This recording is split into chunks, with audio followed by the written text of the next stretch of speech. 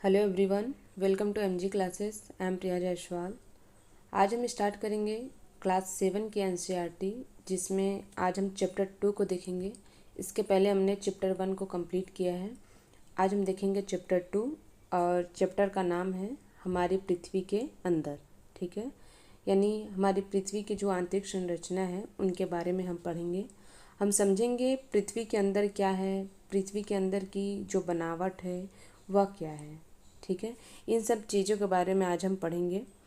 आज ये आपका चैप्टर 2 है, इसको अच्छे से हम समझेंगे। ठीक है, और आगे बताया गया है, देखो हमने इसमें पढ़ा भी है कि पृथ्वी क्या है, एक गतिशील ग्रह है। ठीक है, पृथ्वी अपने अक्ष पर क्या करती है, घूर्णन करती है और सूर्य के चारों तरफ चक्कर लगाती है, यानी घूमती है। हमने आगे भी पढ़ा है, पहले भी जब भी हमने ईवीएस पढ़ा है उसमें भी अगर आप अच्छे से पढ़े हो तो आपको पता ही होगा कि पृथ्वी बाहरी सतह पर भी परिवर्तन होता है। यानी पृथ्वी का जो बाहरी सतह है उस पर परिवर्तन तो होता ही है, साथ ही पृथ्वी के आंतरिक सतह पर भी परिवर्तन होता है। ठीक है, यानी धीरे धीरे क्या होता है, पृथ्वी के आंतरिक सतह पर भी परिवर्तन होता रहता है। और आज हम इन सब चीज़ों को क्या करेंगे, अच्छे से समझेंगे। ठीक है, किस तरीके से परिवर्तन होता है, क्या चेंजेस होती हैं, इन सब चीज़ों को आज हम अच्छे से समझेंगे। तो सबसे पहले हम आज इसमें पढ़ेंगे पृथ्वी के आंतरिक के भाग के बारे में। जो पृथ्वी का आंतरिक भाग है किस तरीके से है, इसको हम समझेंगे। ठीक है, इसमें बताया गया है कि पृथ्वी एक प्याज की तरह है। ठीक है, एग्जाम्पल इसमें प्याज के लेके दिया गया है। पृथ्वी क्या है, एक प्याज की तरह है। जैसे हम प्याज को एक के बाद एक परत को निकालते जाते हैं, ठीक उसी तरह क्या है पृथ्वी। पृथ्वी भी अलग अलग परतों में बटी हुई है। ओके, पृथ्वी की जो ऊपरी परत है, ऊपरी परत को हम क्या बोलते हैं, इसको परपट्टी बोलते हैं। ठीक है, ऊपरी परत जो है इसको क्या बोला जाता है, परपट्टी बोला जाता है। इस नाम से इसको जाना जाता है। हम अगर ऊपरी भाग में देखते हैं तो कहीं महासागर या महाद्वीप नज़र आएगा। आप इसमें देख सकते हो, अगर इस पृथ्वी का जो भाग है इसको ऊपरी भाग में अगर हम देखेंगे तो क्या नज़र आएगा, कहीं आपका महासागर नज़र आता है तो कहीं आपका महाद्वीप नज़र आता है। ठीक है, इसका ऊपरी भाग इस तरीके से है। और इसमें हम समझेंगे आगे, इसमें महाद्वीप क्षेत्र में परपट्टी की ऊंचाई कितनी बताई गई आपका, तो 35 किलोमीटर है। ठीक है, जो महाद्वीप क्षेत्र में जो परपट्टी की ऊंचाई है वो क्या है, 35 किलोमीटर है। और महासागरीय क्षेत्र में परपट्टी की ऊंचाई 5 किलोमीटर है। ठीक है, जो महाद्वीप है महासागरीय क्षेत्र में परपट्टी की ऊंचाई कितना, 5, और महाद्वीपीय क्षेत्र में परपट्टी की ऊंचाई कितना, 35 किलोमीटर है। इसको ध्यान देना। और हम इसमें आगे हम समझेंगे चित्र के माध्यम से। इसमें चित्र जो दिया है इसको अच्छे से हम समझेंगे। इसमें बताया गया है कि हाँ, इसको हम देखेंगे। माना कि जो पृथ्वी है, पृथ्वी के जो ऊपरी भाग है उसको परपट्टी के नाम से जानते हैं। सबसे पहली बात तो है ना, जो पृथ्वी का ऊपरी भाग है उसको क्या से जानते हैं हम, परपट्टी के नाम से। ठीक है, और महाद्वीपीय क्षेत्र में जो परपट्टी की ऊंचाई है यहाँ पर कितना है, 35 किलोमीटर, हमने अभी पढ़ा। और महासागरीय क्षेत्र में कितना, 30 किलोमीटर। ठीक है, पानी और नीचे जाने पर क्या होगा, जो स्थल होता है मतलब वहाँ की जो परपट्टी है हमें सिर्फ 5 किलोमीटर में प्राप्त हो रहा है वहाँ पर। ठीक है, कितने किलोमीटर में, सिर्फ 5 किलोमीटर में। इसको आप समझना। ठीक है, यहाँ पे देखो, आप चित्र के माध्यम से भी समझ सकते हो। ये रहा आपका महाद्वीपीय परपट्टी है, महाद्वीप है, महासागर है, महासागरीय परपट्टी है। ठीक है, ये रहा आपका। ठीक, इसकी ऊंचाई है इतनी। इस सब चीज़ को आप थोड़ा चित्र के माध्यम से समझेंगे तो चीज़ें समझ आएंगी। ठीक है, आगे हम इसमें बनावट के बारे में देखेंगे। जो पृथ्वी की बनावट है यह किस तरीके से है, किस तरीके से ये बनावट बनी हुई है। ठीक है, इसमें बताया गया आपका जो पृथ्वी की बनावट है, यह आगे बताया गया है कि बनावट के बारे में महाद्वीपीय क्षेत्र सिलिका और एल्यूमिना से बना है। ठीक है, जो महाद्वीपीय क्षेत्र है वह सिलिका और एल्यूमिना से बना हुआ है। ठीक है, खनिज है जो ये बना हुआ, इसे हम क्या बोलते हैं, सीएल बोलते हैं। इसे सीएल के नाम से भी जाना जाता है। और महासागर परपट्टी मुख्यतः सिलिका और मैग्नीशियम से बनी हुई है। ठीक है, जो महासागर परपट्टी है मुख्यतः ये क्या, सिलिका और मैग्नीशियम से बनी हुई हैं और इसे क्या बोला जाता है, सीमेय बोला जाता है। सीमेय मीन सी से सिलिका तथा मै से मैग्नीशियम कहा जाता है। ठीक है, इस चीज़ को ध्यान देना। Cl और क्या है आपका, यहाँ पर क्या आपका ये Cl है, ठीक है, और ये सीमेय है। ये जो नाम अगर आपका एग्ज़ाम में आए तो इसको ध्यान देना, ये पूछा जाता है। ठीक है, और महासागर की जो परपट्टी है मुख्यतः सिलिका और मैग्नीशियम से बनी है और इसे क्या बोला गया अभी, सीमेय। ठीक है, आगे बताया गया है कि पृथ्वी को ठीक नीचे, ठीक है, जो पृथ्वी है ठीक नीचे मेटल पाया गया है।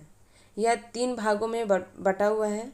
फर्स्ट आपका क्या है, पहला परपट्टी, दूसरा फिर मेटल है, तीसरा इसके नीचे भी क्रोड पाया गया है। आप इसमें चित्र में समझ सकते हो, देख सकते हो, ये रहा। फर्स्ट आपका क्या है, इसमें ये आपका क्या है, ये पृथ्वी के जो ठीक नीचे है इसमें क्या पाया गया, मेटल पाया गया है और ये 3 भागों में बटा हुआ है। पहला प्रॉपर्टी, दूसरा मेटल है, इसके नीचे क्या है, फिर क्रोड है। ठीक है, क्रोड पाया गया है।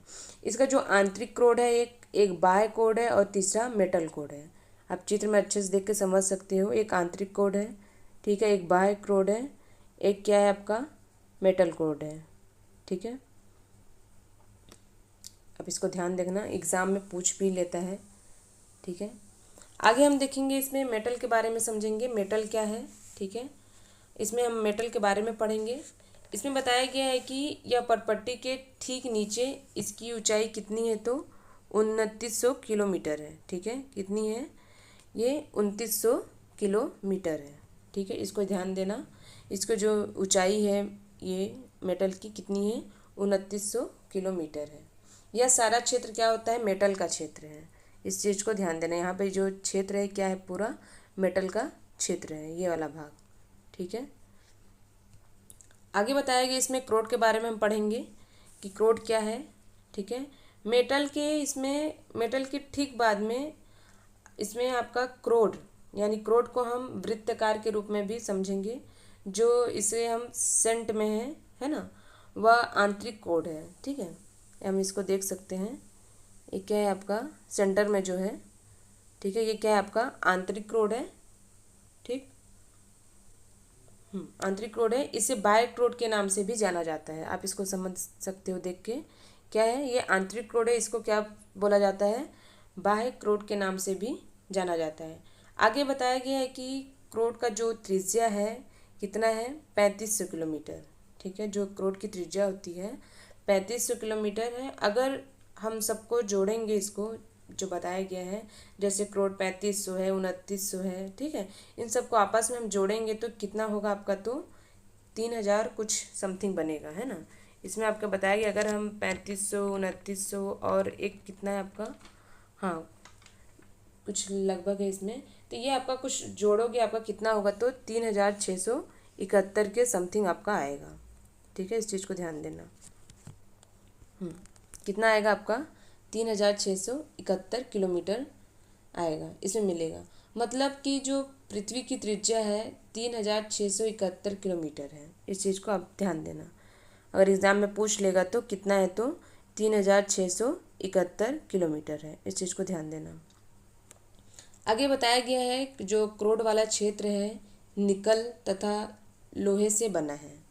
ठीक है, ये क्या है आपका, जो इसमें आपका क्षेत्र है क्रोड वाला, ये किससे बना है, तो निकल या निफे से बोल सकते हो, है ना, निकल या लोहे, उसी को लोहा बोला जाता है, लोहे से बना है, इसलिए इसे क्या बोला जाता है, निफे। निफे कहते हैं, मतलब नी से निखिल और फे से फेरस, यानी लोहा। ठीक है, इस चीज़ को आप ध्यान देना, क्या है ये, लोहा। आगे इसमें आपका बताया गया है, ये सेल हम खनिज को पढ़ने से पहले हम इसको देखेंगे। यहाँ पर आप साइड में दिया गया, जो पूछा भी जाता है एग्ज़ाम में, है ना। तो ये बताया गया आपका विश्व की सबसे गहरी खान कहाँ पर है, तो दक्षिण अफ्रीका में स्थित है और तथा इसकी जो गहराई है लगभग 4 किलोमीटर है। ठीक है, कितनी है, तो 4 किलोमीटर है और तेल की खोज में इंजीनियर 6 किलोमीटर गहराई तक खोद चुके हैं। जो इंजीनियर हैं खुदाई कितना कर चुके हैं, तो 6 किलोमीटर तक गहराई तक खोद चुके हैं। ठीक है, जो पृथ्वी के जो केंद्र हैं वहाँ तक पहुँचने के लिए जो भी कोशिश करते हैं वहाँ पे चले जाएं, बट वहाँ पर पहुँचना क्या बहुत ज़्यादा असंभव है, क्योंकि वो आप जितने भी पृथ्वी के आप गहराई में जाएंगे वहाँ पर क्या होता है, ताप बढ़ता है ना। आप पृथ्वी के गहराई पर जाओगे तो क्या होगा, ताप और दाब दोनों बढ़ते जाता है। आप पृथ्वी के नीचे जाओगे ऐसे, है ना, तो वहाँ पर जो ताप है जो दाब है वो बढ़ते जाता है, और नीचे क्या होता है, लावा मिलता है, जो कि नीचे जाना पॉसिबल ही नहीं है। ठीक है, बिल्कुल भी पॉसिबल नहीं है। वहाँ पे लावा पाया जाता है और आपको समुद्र की सतह पर 6,000 किलोमीटर गहराई तक खोदना होगा। ठीक है, इसमें से बताया गया है अगर हम इतना खोदते हैं तो वहाँ पर हम पहुँच सकते हैं, जो कि पॉसिबल ही नहीं है। ठीक है, पहुँचना, बस आपको बताया गया है इतने में आप जा सकते हो। ठीक, आगे हम देखेंगे शैल एवं खनिज के बारे में। ठीक है, शैल एवं खनिज के बारे में हम समझेंगे।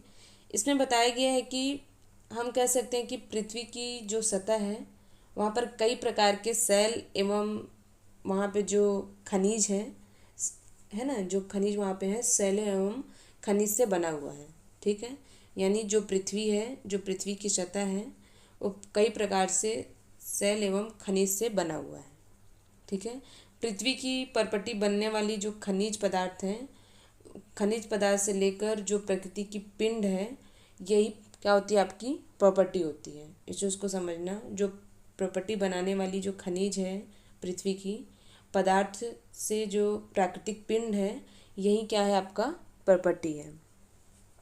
ठीक है, इसमें आपका साइड में दिया गया है पृथ्वी के आयतन का केवल 1% हिस्सा ही परपट्टी है। ठीक है, यानी जो पृथ्वी है, पृथ्वी का आयतन का केवल 1% हिस्सा ही परपट्टी है। 84% मेटल एवं 15% हिस्सा क्रोड है। ठीक है, 84% क्या है आपका मेटल और 15% क्या है आपका क्रोड है। इस चीज़ को आप ध्यान देना। और पृथ्वी की जो त्रिज्या है वो कितना है, 6,371 है। ठीक, 6,371 किलोमीटर है। ठीक है, यहाँ पर जब भी साइड में दिया रहे मैं हमेशा बोलती हूँ इसको क्या किया करो, पढ़ लिया करो। एग्ज़ाम में कभी कभी डायरेक्ट यहीं से क्वेश्चन को पूछ लेता है। ठीक है, आगे बताया गया इसमें जो शैल है कई प्रकार से है इसमें, और शैल को क्या किया गया, इसमें 3 प्रकार से बांटा गया है। पहला क्या है आपका आग्नेय शैल, सेकंड आपका अवसादी शैल, थर्ड आपका क्या है, काया यांत्रिक शैल। ठीक है, इसके पहले हम इसको एक एक करके हम समझेंगे, और ये आपका 3 है, तीनों को हम समझेंगे। सबसे पहले हम क्या करेंगे, आग्नेय शैल को समझेंगे। ये आग्नेय शैल होता क्या है, ठीक है, ये आग्नेय शैल क्या है इसको हम समझेंगे। आग्नेय शैल को समझने के लिए हम क्या करेंगे, इसमें ज्वालामुखी को जो ज्वालामुखी है उसके माध्यम से समझेंगे। इसमें बताया गया आपका, ठीक है, ये रहा आपका। ठीक है, ज्वालामुखी के एग्जाम्पल के माध्यम से समझेंगे, जो कि ये सही भी है ना। ज्वालामुखी जो पॉइंट है उसी के माध्यम से इसको समझा भी जा सकता है। इसमें बताया गया है कि जो मैग्मा है जो ठंडा होकर कठोर हो जाता है। ठीक है, जैसे ज्वालामुखी है, ये आपका ज्वालामुखी है। ठीक है, ये रहा आपका। ठीक, जो ज्वालामुखी है यहाँ से जो मैग्मा निकलता है वो क्या होता है, बाहर निकल के ठंडा होता है। पृथ्वी के अंदर जो लावा होता है जो फैल रही होती है यहाँ पर, वो ज्वालामुखी से निकलती है ऐसे। ठीक है, आप लोग पढ़े होंगे, निकलती है और वो ठंडा होकर पर्वत या पहाड़ का क्या करती है, एक आकार ले लेती है। वहाँ पे जो लावा निकलती बाहर निकलती है तो क्या होता है, वो ठंडा होता है। ठंडा होता है तो वहाँ पे या तो पहाड़ बन जाता है या तो पर्वत का आकार ले लेता है। ठीक है, और लावा के बाहर निकलने के बाद जिस सेल का निर्माण होता है उसे क्या बोला जाता है, आग्नेय सेल। ठीक है, अगर पूछा जाए आग्नेय सेल क्या है तो इस चीज़ को आप ध्यान देना। ठीक है, और उसके बाद आग्नेय सेल को भी 2 भागों में बांटा गया है। फर्स्ट आपका क्या है, अंतर्वेदी सेल, सेकंड आपका क्या है, बहिर्वेदी सेल। ठीक है, आग्नेय सेल को भी क्या किया गया, 2 भागों में बांटा गया है। फर्स्ट क्या है आपका अंतर्वेदी सेल, सेकंड क्या है आपका बहिर्वेदी सेल। ठीक है, सबसे पहले हम इसमें देखेंगे जो बहिर्वेदी सेल है क्या है, ऐसे सेल जो लावा पृथ्वी के बाहर आकर ठंडा होता है। ठीक है, जो लावा होता है पृथ्वी के बाहर आकर ठंडा होता है उसे क्या बोला जाता है, बहिर्वेदी सेल। ठीक है, यानी जो ये आपका क्या बोल सकते हो, ज्वालामुखी है। ठीक है, ज्वालामुखी से जो भी लावा हो रहा है बाहर आ रहा है। ठीक है, इससे जो जिस सेल का निर्माण होता है उसे क्या बोला जाता है, आग्नेय सेल। ठीक है, इसकी संरचना क्या होती है, बहुत ज़्यादा ही महीन होती है, ठीक है, जो महीन दानों वाली होती है, जिसे क्या बोला जाता है, बेसाल्ट बोला जाता है। ठीक, इस चीज़ को ध्यान देना। उसके बाद देखेंगे हम अंतर्वेदी सेल। अंतर्वेदी सेल क्या होता है आपका, अंतर्वेदी सेल जो धीरे धीरे ठंडा होने के कारण ये बड़े दानों का रूप लेते हैं, ठीक है। यानी ये आपका जो बहिर्वेदी सेल क्या था, बारीक दाने का था, कण का था, ठीक है। और ये क्या है आपका, ज्वालामुखी से जो भी निकलता है ये बड़े दानों के आकार में निकलता है, ठीक है। धीरे धीरे ठंडा होने के कारण ये बड़े दानों के रूप में लेते हैं आकार। और ग्रेनाइट ऐसे ही सेल का एक उदाहरण है। यानी लेई, मसालों तथा दानों का चूर्ण बनाने के लिए जिन अपघर्षण पत्थरों का उपयोग होता है वे क्या होते हैं, ग्रेनाइट के बने होते हैं, ठीक है। इसको ध्यान देना, क्या है, ग्रेनाइट के बने होते हैं।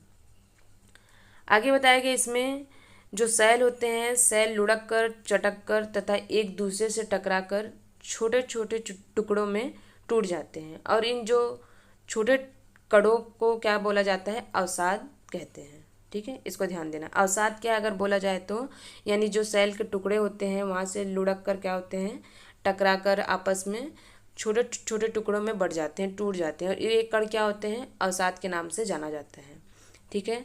और ये अवसाद क्या है आपका, अवसाद हवा, जल आदि के द्वारा एक स्थान से क्या होते हैं, दूसरे स्थान में पहुंचाकर जमा कर दिए जाते हैं। और ये क्या होते हैं आपका, अदृढ़ अवसाद दबकर एक कठोर होकर सेल की परत पर फिर बनते हैं, ठीक है। क्या होते हैं, सेल की परत बनाते हैं। और इस प्रकार की सेलों को क्या बोला जाता है, अवसादी सेल, ठीक है। एग्जाम में अगर पूछ लिया जाएगा अवसादी सेल क्या है, अवसाद क्या है, इस चीज़ को आप ध्यान देना। और इसमें आपका एग्जाम्पल के लिए बताया गया है, आप एग्जाम्पल में अच्छे से समझ सकते हैं, है ना। इसमें बताया गया है आपका बलुआ पत्थर रेत के दाने से बनता है। और इन सेलों में पौधे, जानवरों एवं अन्य सूक्ष्म जीवाणुओं जो कभी इन सेलों पर रहे हैं, ठीक है, ये जीवाश्म भी हो सकते हैं, ठीक है। यानी इस पर अगर रहे हैं तो क्या है, ये जीवाश्म में भी हो सकते हैं।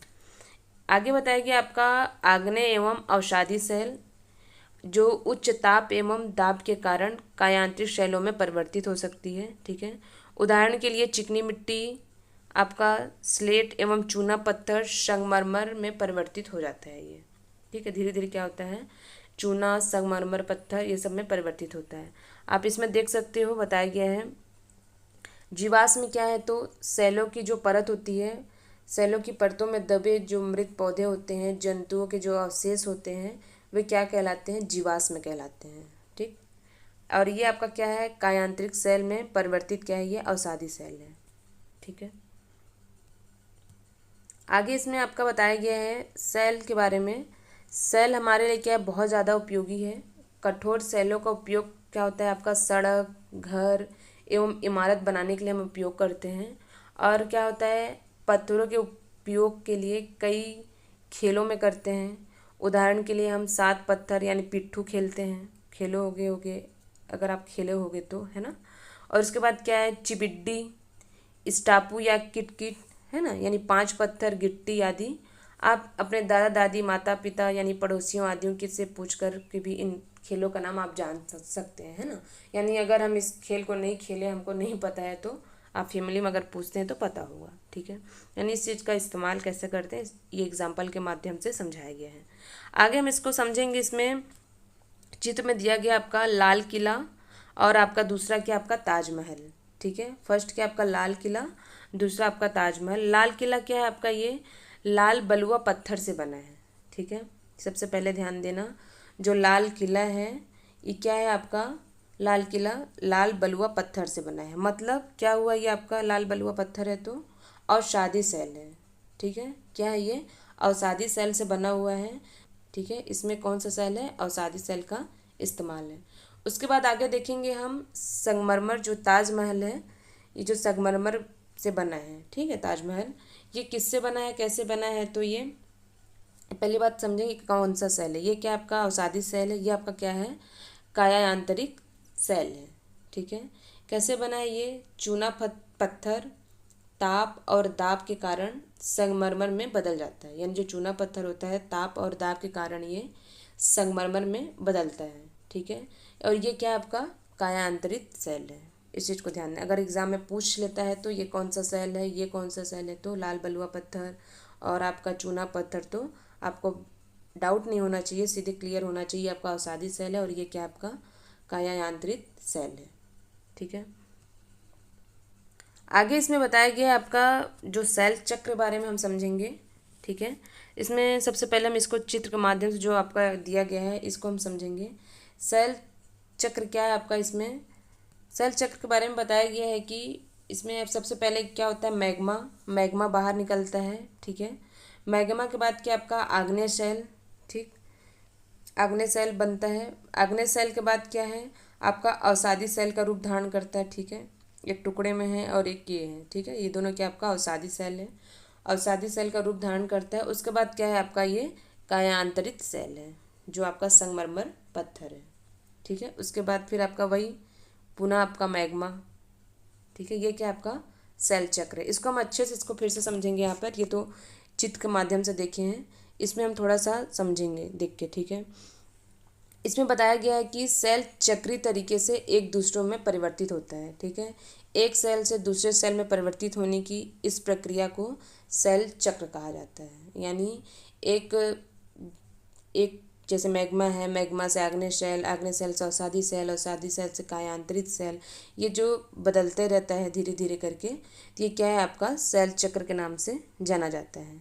ठीक है, इसमें आपका द्रवित मैग्मा ठंडा होकर ठोस आग्नेय सेल बन जाता है और ये क्या है आपका आग्नेय सेल छोटे छोटे टुकड़ों में टूटकर एक स्थान से दूसरे स्थान पर स्थानांतरित होकर ये अवसादी सेल का निर्माण करता है। अगर अवसादी सेल का निर्माण कैसे होता है तो क्या है, ये आपका मैग्मा ठंडा होता है, उसके बाद ये क्या होता है टूटकर आपका आग्नेय सेल बनता है। ठीक है, टूटकर बिखरकर छोटे छोटे टुकड़ों में फिर आपका बंटना, क्या होता है आपका अवसादी सेल का निर्माण होता है। ताप एवं दाब के कारण ये आग्नेय एवं अवसादी सेल कायांतरित सेल में बदलते हैं। ठीक है, यानी ताप और जो दाब होता है उसके कारण क्या होता है आपका कायांतरित सेल का निर्माण होता है। जैसे एग्जाम्पल फॉर आपका क्या है, ये संगमरमर पत्थर है।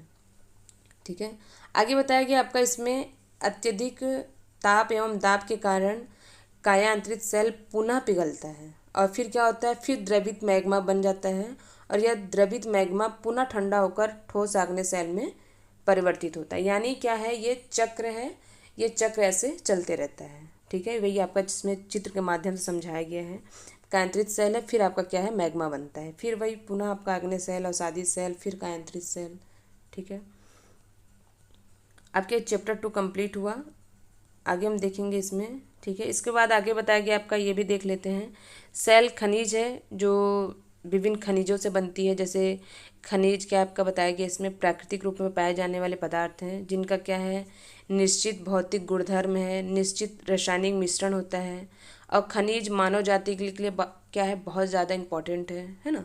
और कुछ का उपयोग ईंधन की तरह होता है, जैसे आपका कोयला है, प्राकृतिक गैस है, पेट्रोलियम है, इनका उपयोग क्या करते हैं उद्योग में, औषधि एवं उर्वरक में भी होता है। यानी इसका इस्तेमाल आप क्या करते हो, किस उपयोग में करते हो। ठीक है, इसके बारे में भी बताया गया है।